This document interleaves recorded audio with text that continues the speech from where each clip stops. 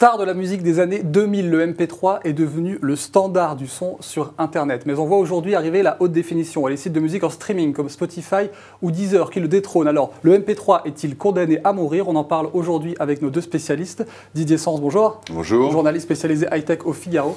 Et Amaury Mestre de La Rock. Bonjour Amaury. Bonjour. Rédacteur en chef adjoint à 01net. Alors Amaury, le MP3 finalement est bel et bien derrière nous. Le MP3 est effectivement mort du fait...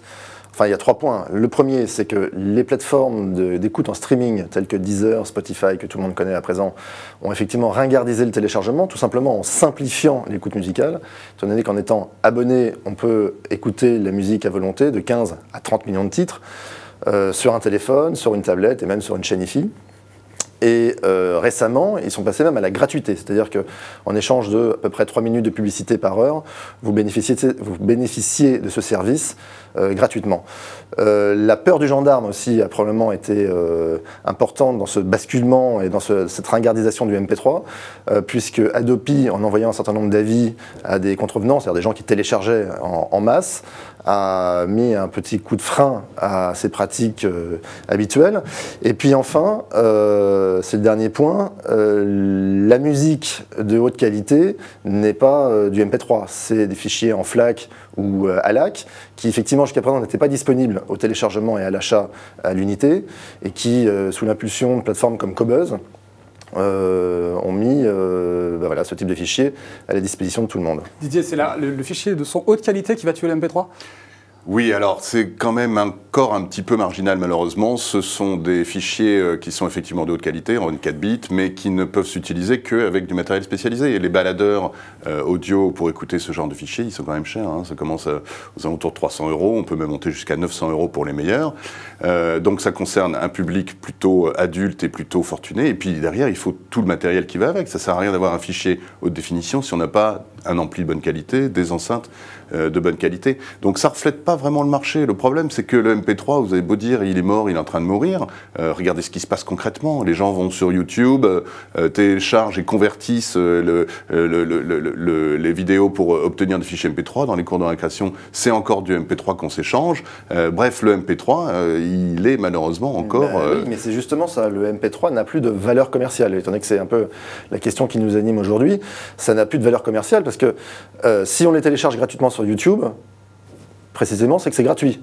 Donc, si vous voulez, pour avoir de la qualité, il faut payer. Mais derrière tout ça, il y a quand même des fabricants de périphériques, de lecteurs. Oui, MP3, quelle est leur position? C'est ça le problème, c'est que les fabricants, eux-mêmes, ont tout intérêt à faire durer le MP3. En tout cas, c'est l'impression qu'ils donnent. Regardez, les casques audio, maintenant, ils sont tous équipés de circuits électroniques spéciaux qui vont booster les basses pour flatter un peu l'oreille, surtout sur les musiques de jeunes.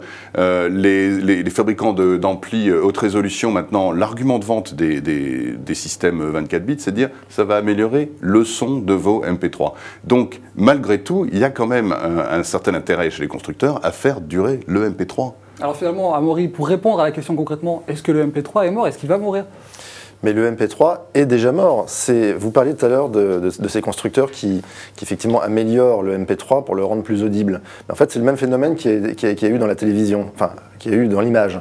On est passé de la basse définition à la haute définition, puis à l'ultra haute définition à présent. Et effectivement, à chaque fois, les constructeurs ont accompagné ce mouvement en disant, même avec un contenu basse définition, un DVD, on va pouvoir vous l'améliorer pour refléter l'œil. Bon, on s'est tous habitués à ça. Aujourd'hui, il est impensable d'avoir un téléviseur, impensable.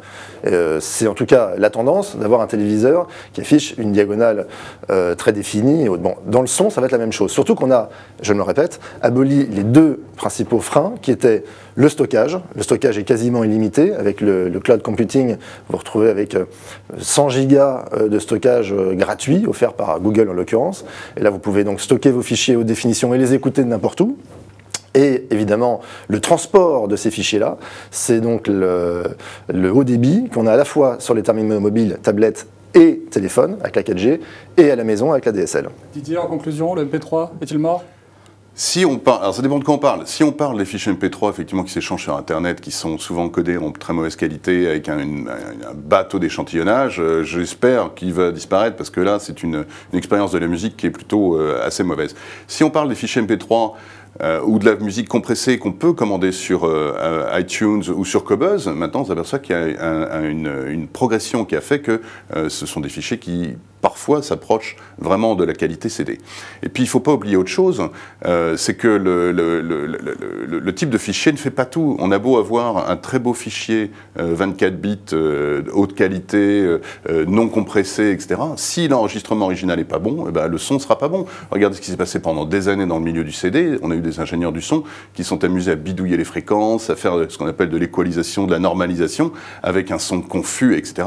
Et vous avez beau avoir un beau fichier après, quand vous arrivez sur ce type d'enregistrement, le résultat, il reste médiocre. Voilà, très bonne conclusion. C'est l'enregistrement qui compte et c'est l'émotion dans la musique, messieurs. Nous, on se retrouve la semaine prochaine pour un nouveau numéro du Clash Techno.